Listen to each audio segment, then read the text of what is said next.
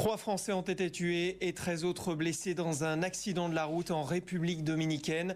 Leur autocar a percuté un train. Selon des témoins, le chauffeur du bus n'aurait pas respecté les signaux au passage à niveau.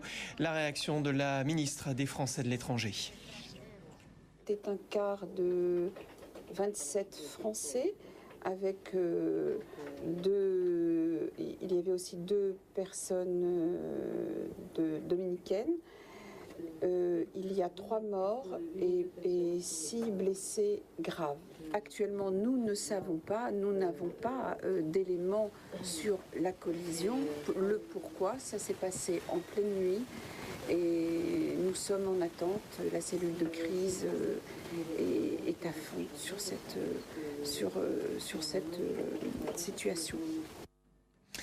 Justice, Patrice Demestre face à ses accusateurs. L'ancien gestionnaire de fortune de Liliane Bettencourt est confronté à l'ex-comptable et l'ex-majordome de la milliardaire.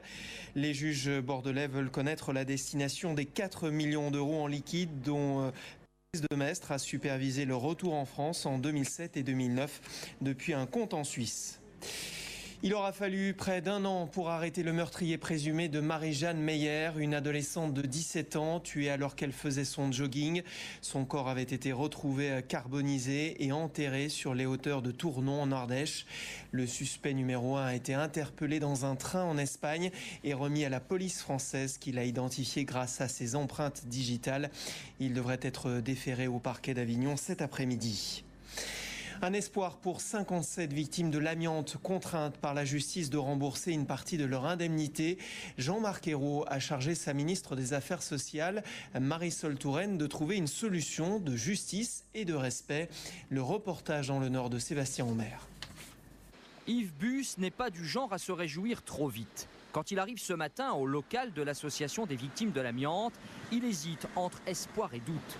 Il a bien entendu le Premier ministre hier soir et plus que des mots, il veut désormais un courrier lui annonçant officiellement qu'il n'aura pas à rembourser le trop perçu de 10 000 euros.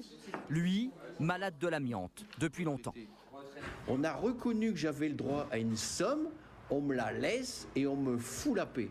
Et aux 300 qui sont derrière, pareil. On commence pas à dire « Ah mais lui, au fait, il pourrait peut-être rembourser un morceau. » Ma vie, elle a le même prix que tout le monde. Nos vies, ils ont le même prix. Car c'est ce que craignent les 350 victimes de l'amiante, à qui la justice réclame le remboursement d'un trop perçu, une somme censée couvrir les dommages de cette maladie. Les familles, les veuves, les victimes ont souvent manifesté comme ici, en septembre dernier, devant la cour d'appel de Douai. Yveline, dont le mari est mort il y a 2 ans, attend maintenant la fin de la procédure. C'est ce que je me dis, il va se passer quand même quelque chose, au moins que la justice nous comprenne, quoi. On veut une décision et la décision, on la veut maintenant. Désormais, le fonds d'indemnisation pourrait retirer ses demandes de remboursement auprès de la justice. Mardi prochain, une réunion est prévue au ministère de la Santé pour peut-être mettre un point final à cette affaire. Un mois après la présidentielle, les Français se mobiliseront-ils pour les législatives? La droite peut-elle encore rêver d'une cohabitation? Le PS aura-t-il une majorité relative ou absolue? Le Front National aura-t-il des députés dans la nouvelle Assemblée? La campagne pour le premier tour se termine à minuit. Coup de projecteur aujourd'hui sur la 2e circonscription des Vosges, où se présente un certain Jack Lang. Le reportage de Roselyne Pagès. Une fin de campagne très rurale pour Jack Lang. On va voir les chefs de Lorraine. À 72 ans, l'ancien ministre de la Culture tient peut-être son ultime défi. Après le Loir-et-Cher, le Pas-de-Calais, ce sont les terres vosgiennes qui l'arpentent pour y être élu député. Ça, c'est des chefs de Lorraine. Ouais. Et voilà, notre boucle est claire. Tout au long de la campagne, le mot parachutage n'a cessé de coller à sa candidature. Mais pour ce natif des Vosges, l'important est ailleurs. La priorité, c'est la réindustrialisation et l'école. Et je dis aux habitants, choisissez un député qui appartiendra à la majorité présidentielle parce qu'il sera en mesure d'obtenir pour vos projets un soutien du gouvernement. En cas de victoire, Jack Lang réussirait un gros coup, récupérer une circonscription ancrée à droite depuis 10 ans. Chômage à 11%, désindustrialisation. Le contexte n'est pas favorable aux députés sortants qui ne semblent pas en tenir compte. Chaque fois qu'il y a eu des difficultés, les guerres, etc., chaque fois les Vosgiens ont pris de façon terrible. Et chaque fois ils ont redressé les manches, chaque fois ils se sont relevés, chaque fois ils sont repartis. Pourtant, les habitants ont placé Marine Le Pen en tête au premier tour de la présidentielle, avec près de 28% des voix. Jean-François Jalque, le candidat FN, compte bien surfer sur cette vague bleu marine. C'est aussi un vote d'adhésion, dans la mesure où Marine Le Pen, et c'est aussi le cas des candidats du Front National aux législatives, abordent des thématiques qu'aucun des autres candidats n'aborde, que ce soit les délocalisations, que ce soit le problème de l'euro. Une triangulaire est donc probable sur cette circonscription rurale située au pied du massif des Vosges, une zone qui semble s'être endormie avec la crise économique. Et voici les autres candidats qui se présentent dans cette circonscription, la deuxième des Vosges. La Syrie, avec d'abord ce chiffre impressionnant. Il est tombé ce matin près de 5 obus par minute sur certains bastions rebelles. Pour Ban Ki-moon, une guerre civile est imminente. Pour Kofi Annan, la crise va bientôt échapper à tout contrôle et se propager à toute la région. Anne-Claire Coudray. Vivre dans la peur de ne jamais savoir où l'obus va tomber. Hier, tout près de la frontière libanaise, la ville de Talbissé a été pilonnée. L'armée syrienne s'en prend désormais au moindre bastion rebelle.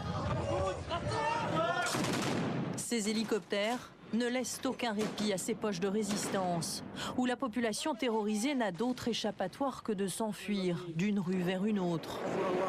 Alep, Atareb, Homs, où l'on annonçait 5 obus par minute ce matin, mais aussi Idlib. Difficile de penser que ce pays n'a pas déjà sombré dans la guerre civile. Les casques bleus sur le terrain sont débordés, arrivent souvent bien tard.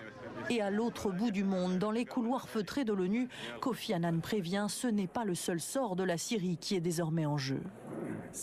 La Syrie n'est pas la Libye. Elle n'implosera pas. Elle va exploser au-delà de ses frontières. Son nouvel objectif, réunir tous les pays de la région autour d'une table, y compris l'Iran, imposé par la Russie, mais dont les Occidentaux ne veulent pas. L'Iran fait partie du problème en Syrie aujourd'hui. Il n'y a aucun doute sur le fait que ce pays est un des soutiens actifs du régime et qu'il participe à la violence sur le terrain. En 15 mois, 13 400 personnes ont été tuées en Syrie, dont plus de 2000 depuis l'arrivée de la mission des Nations Unies en avril dernier.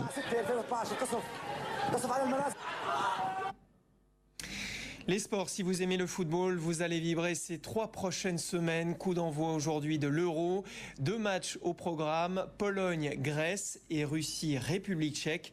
L'ambiance sur place, notamment à Varsovie, avec Valérie Noyer. Des balcons fleuris de ballons ronds, des immeubles aux couleurs des pays qualifiés, des supporters partout en ville.